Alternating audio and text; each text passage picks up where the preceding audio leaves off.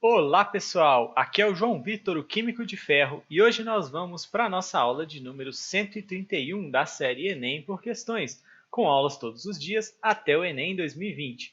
Hoje eu trouxe uma questão do Enem de 2015 que trata de equilíbrio químico. E nessa questão, o Enem quer saber se você conhece os fatores que podem deslocar um equilíbrio químico, ou seja, como aplicar, o princípio de Le Chatelier. Esse princípio nos diz que, quando ocorre uma perturbação de um sistema em equilíbrio, o equilíbrio do sistema tende a se deslocar no sentido de recompor, de compensar aquela perturbação. E os três fatores que podem influenciar, que podem perturbar um equilíbrio químico são concentração de reagentes ou produtos, temperatura do meio e variação na pressão.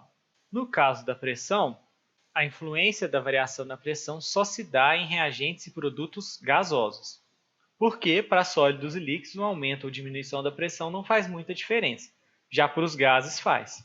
Então, por exemplo, se eu tenho um equilíbrio químico entre as espécies A e B formando C e D, e eu subitamente aumento a concentração de B do meio, o que acontece com o equilíbrio? O equilíbrio tende a deslocar para restabelecer a situação anterior. Então, eu estou com excesso de B. O equilíbrio, então, tende a deslocar no sentido de que vai consumir esse excesso de B. Ou seja, a velocidade da reação direta aumenta e a velocidade da reação inversa tende a diminuir quando eu aumento uma concentração a quantidade de B no meio aqui, porque ele vai tender a consumir o excesso de B, o equilíbrio é perturbado quando as velocidades das reações não estão mais iguais, então não tem mais um equilíbrio.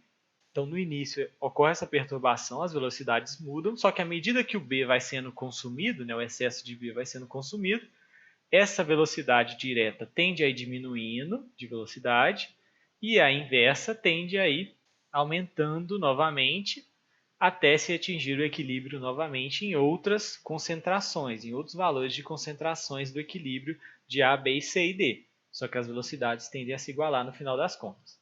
Já se no equilíbrio desse tipo eu, por exemplo, dou um jeito de retirar o reagente A, aí a reação tende a deslocar no sentido de produzir mais A. Então, a velocidade da reação inversa aumenta para produzir mais do A que está faltando, a velocidade da reação direta diminui, porque ela consome A, então ela tende a andar mais devagar, há perturbação do equilíbrio por conta disso, mas depois essas velocidades tendem a se igualar e vão se igualar em um outro equilíbrio ali na frente. Então a concentração altera o equilíbrio dessa forma. A influência da temperatura depende da quantidade de energia liberada ou absorvida em uma reação, sendo ela endotérmica, reação que absorve energia, ou exotérmica. Então vamos supor um equilíbrio aqui de A mais B formando C mais D, que é exotérmica, ou seja, que tem um ΔH negativo. Isso significa que ela é uma reação que libera energia. Então, o calor, a energia liberada, é um produto da minha reação. Aí, se eu aumentar ou diminuir a temperatura, esse equilíbrio vai ser deslocado, vai ser perturbado, porque é como se eu estivesse alterando a concentração, não é a concentração de calor, mas é como se eu estivesse alterando a concentração, a quantidade de calor. E aí o equilíbrio tende a deslocar para recompor ou consumir o excesso de calor. Por exemplo, numa reação que é exotérmica nesse sentido aqui, no sentido direto, ou seja, ela libera calor junto com C e com D, se eu aumentar a temperatura, é como se eu estivesse aumentando a quantidade de calor, eu estou com excesso de calor, a reação inversa tende a ser favorecida para consumir o excesso de calor que está ali, e a reação direta diminuir. Se eu diminuir a temperatura, aí é a reação direta que é favorecida para formar mais calor, enquanto a reação inversa é desfavorecida. Então, a temperatura influencia o equilíbrio dessa forma.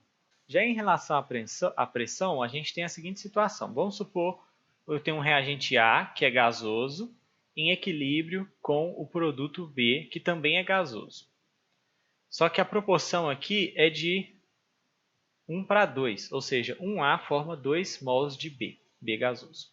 Ambos reagentes e produtos são gasosos, e aí, quando eu alterar a pressão, eu vou perturbar e deslocar o equilíbrio. No caso da pressão, quando eu aumento a pressão, aumentar a pressão significa, por exemplo, eu diminuir o volume, diminuir o espaço disponível para esses gases reagirem.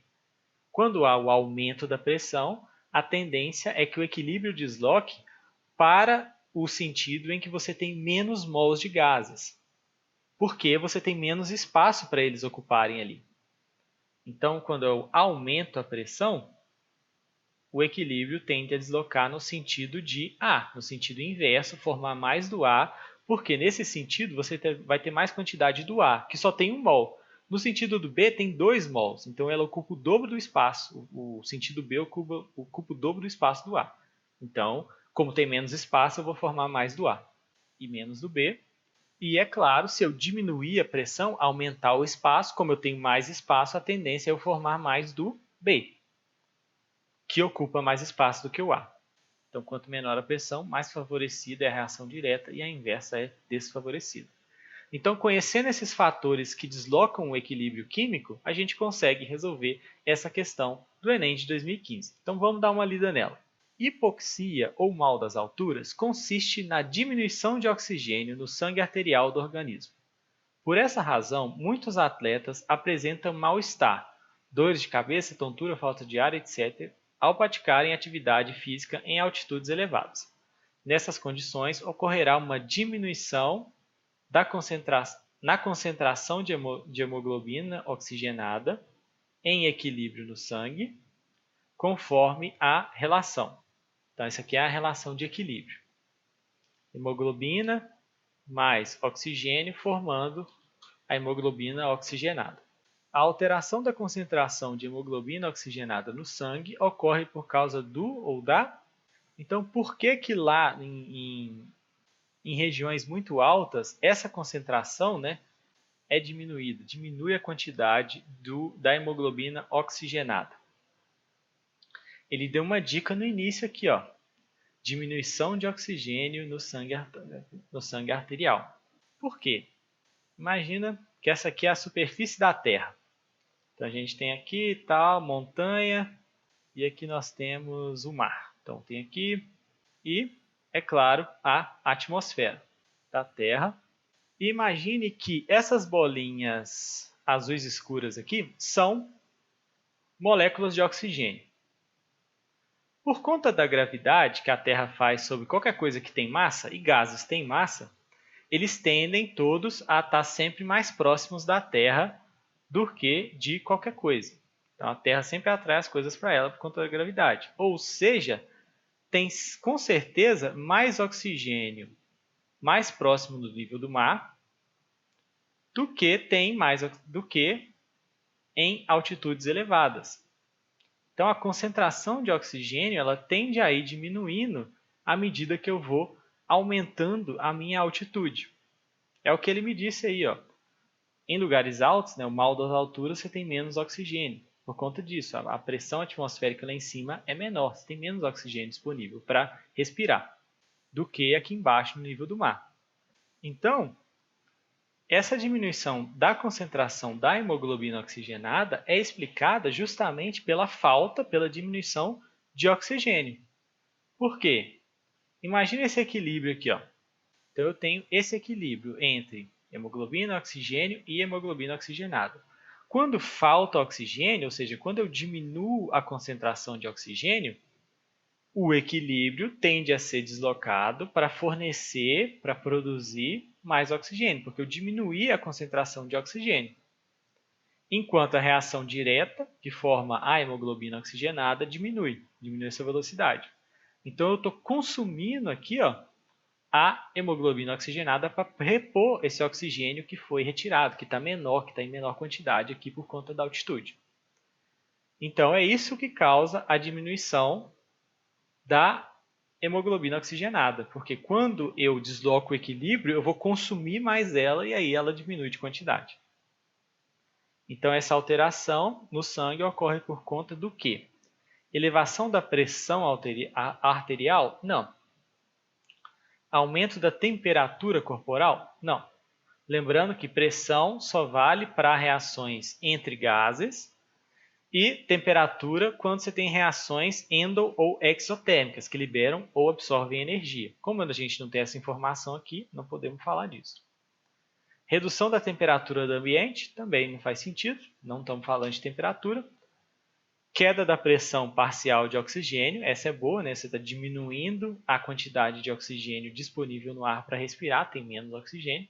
E aí você fica com menos oxigênio no sangue e aí ele consome a hemoglobina oxigenada para repor esse oxigênio que está faltando. Letra D. E a letra E é diminuição da quantidade de hemácias. Também não. A resposta correta é a letra D. Beleza, pessoal? Então, essa questão exigia o seu conhecimento de equilíbrio químico, mais especificamente sobre essa questão do princípio de Le Chatelier, do deslocamento de equilíbrio. E aí você tem que sempre saber que são essas três coisas que podem perturbar o equilíbrio e lembrar que o equilíbrio se desloca para tentar consumir o excesso de alguma coisa ou repor a falta daquela coisa. Beleza? Então, essa foi a aula de hoje, eu espero muito que vocês tenham gostado. Se gostarem, espalhem para os seus amigos que vão fazer a prova, que ela está chegando, e a gente se vê amanhã. Até a próxima e tchau, tchau!